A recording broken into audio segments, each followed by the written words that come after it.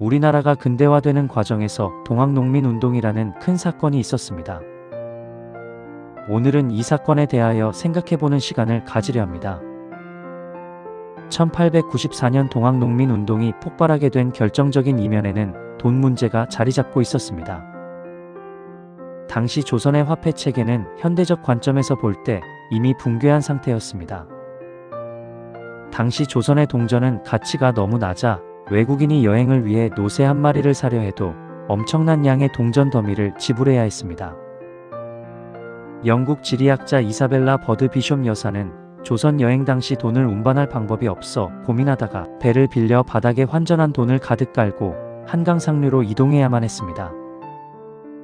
돈은 인체의 혈액과 같으나 당시 조선은 관리들의 봉급이 끊기고 시장 거래가 정체되는 등 국가 재정이 사실상 파탄난 상태였습니다. 조선 왕조는 망해가는 와중에도 비합리적인 지출을 멈추지 않았으며 이는 감당할 수 없는 외채로 이어졌습니다. 국가 재정이 바닥났음에도 황실에서는 끝없이 연회를 베풀고 밴드 오케스트라를 조직하는 등 허례허식에 몰두했습니다. 1902년 거금 50만원을 들여 일본에서 양모호라는 순양함을 사왔으나 실상은 영국에서 만든 노후한 석탄 운반선에 대포 몇 개를 얹은 것에 불과했습니다. 결국 연료비가 없어 운행조차 못하고 세워두는 처지가 되었습니다. 1907년 기준 대한제국의 외채는 1300만원으로 1년 예산과 맞먹었으며 1910년 한일 병합 당시에는 1904년 예산의 3.1배에 달하는 4450만원까지 불어났습니다. 고종은 자신의 즉위 40주년 기념식을 위해 외국에서 빚을 내어 포드 승용차를 수입하고 일본에서 고급 인력거 100대를 들여오는 등 과도한 지출을 일삼았습니다. 국가 재정이 어려워지면 가장 먼저 타격을 입는 곳은 군대였습니다.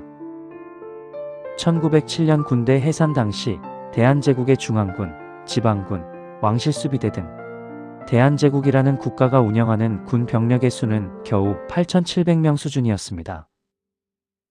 반면 당시 일본군은 120만 명의 편제를 갖추고 있었습니다.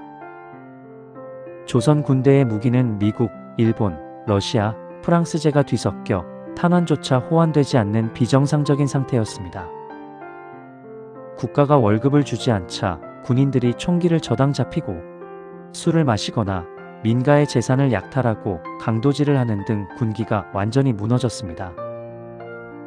수군이 전멸하고 육군조차 제 기능을 못하면서 죽창과 낫으로 무장한 농민군에게 중앙군이 패배하는 사태까지 벌어졌습니다. 백성들은 지배계급의 매관매직과 사치를 뒷받침하기 위한 가혹한 세금 수탈에 시달렸습니다. 비숍 여사는 조선의 관리들을 면허받은 흡혈귀라고 표현했습니다. 백성들은 세금을 내기 위해 집을 저당 잡히고 고리대금을 빌려야 했습니다.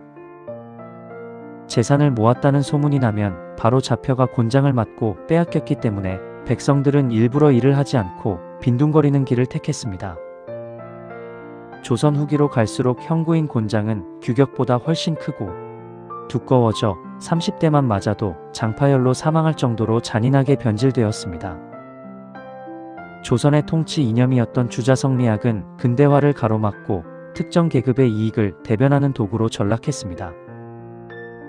이윤을 남기는 상업이나 제조업을 천하게 여겨 경제성장을 가로막았으며 이는 결국 모두가 평등하게 가난해지는 결과를 초래했습니다. 일본이나 중국과 달리 조선은 한치의 널빤지도 바다로 나가지 못하게 하는 극단적인 쇄국을 고수하여 500년간 무역의 기회를 스스로 차단했습니다. 모든 토지는 왕의 것이라는 토지왕토설과 유교적 평등 지향성은 훗날 조선인들이 사회주의나 공산주의 사상에 쉽게 경도되는 배경이 되기도 했습니다. 조선은 같은 민족을 노비로 부리는 세계적으로 유례를 찾기 힘든 악랄한 신분제도를 유지했습니다. 17세기에는 전체 인구의 절반인 650만 명이 노비였으며 1858년 통계에서도 약 31.3%가 노비였습니다. 노비는 당대뿐 아니라 자식에게까지 세습되었으며 사람을 소나 말처럼 사고 팔았습니다. 노비와 천민은 1907년 일본에 의해 민적법이 만들어지기 전까지 호적의 이름조차 올릴 수 없는 공식적인 인간 취급을 받지 못하는 존재였습니다.